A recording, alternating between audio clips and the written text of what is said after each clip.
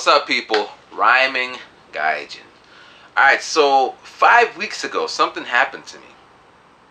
And for some reason, I just forgot about it. It's crazy, man. It's crazy. And I somehow forgot about it. But I'm going to tell you, it's a true story. Alright, so 5 weeks ago, I went to the club.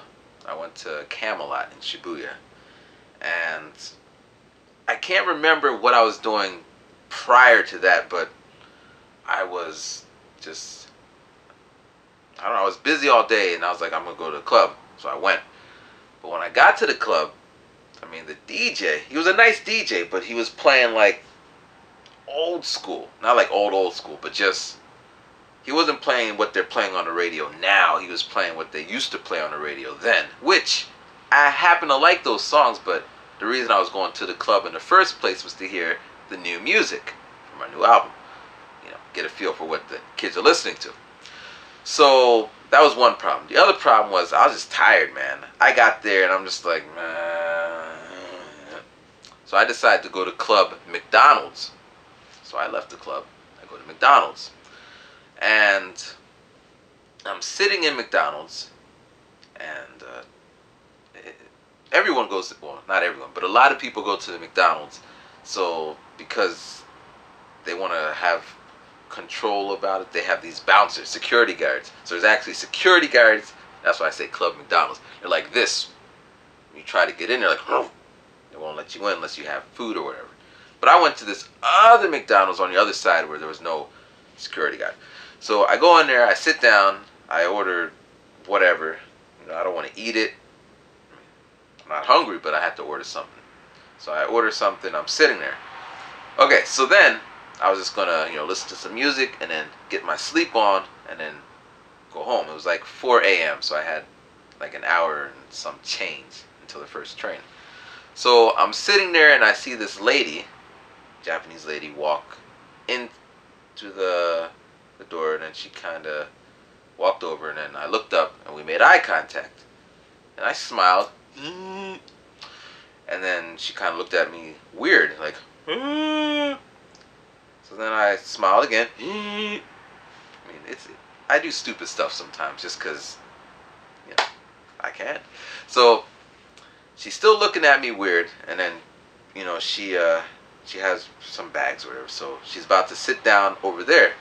And I'm like, hey, come here, come here. And she comes, and I'm like, sit here. And she's like, are you my friend?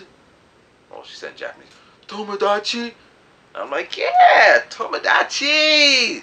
So she gets her stuff, and she sits, like she had her purse, her phone, and like a coat. So she puts her stuff right there in front of, on the other side. I was in a booth. So she puts it in the other side, and then she walks away to go get some food. Now,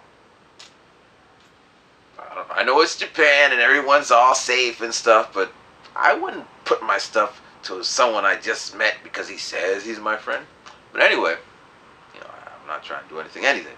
So she comes back with like a coffee and a little child-sized fry.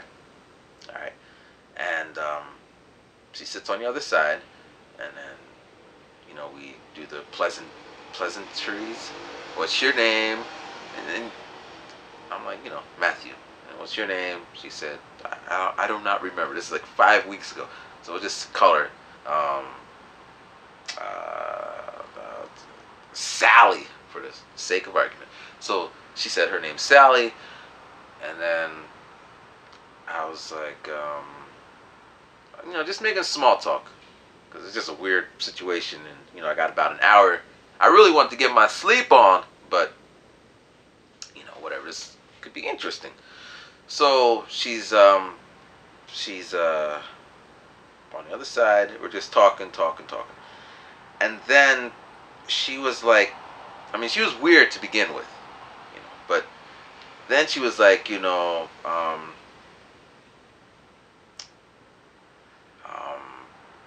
you know, she kept saying, are you my friend? Are you my Tomodachi? Are you my friend? And I'm like, yeah.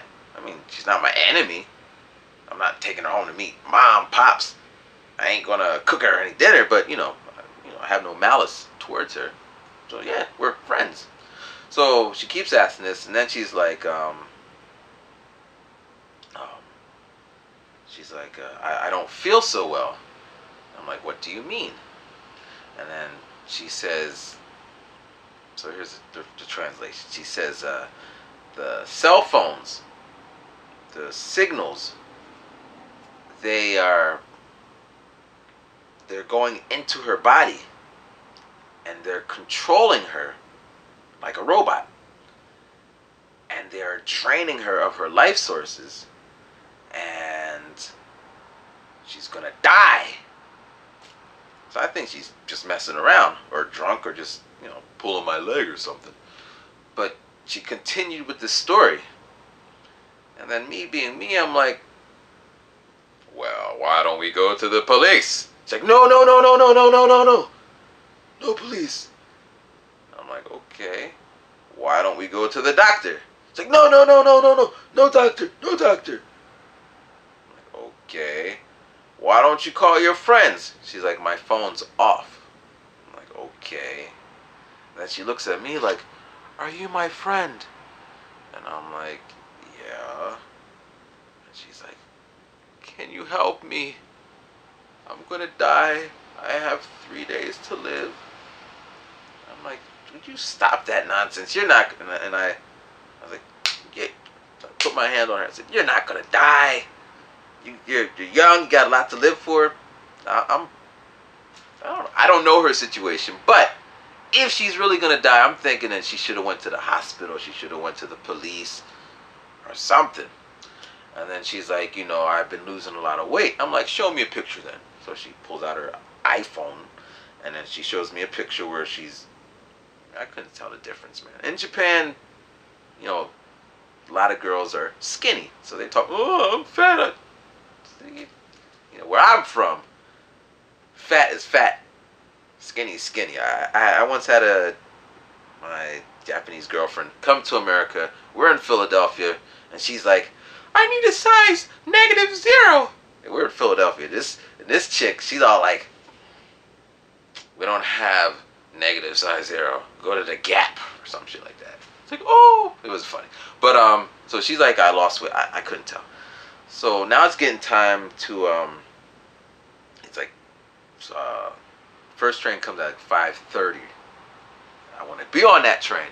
So I'm like, but I feel kind of bad because, I'm saying I'm her friend and I feel obligated to make sure she's safe. But she just starts talking crazy, like, oh, I'm going to die and I don't want to be alone. I want to come home with you. I'm like, you can't come home with me. But you're my friend. I'm like, yeah, but you can't come home with me.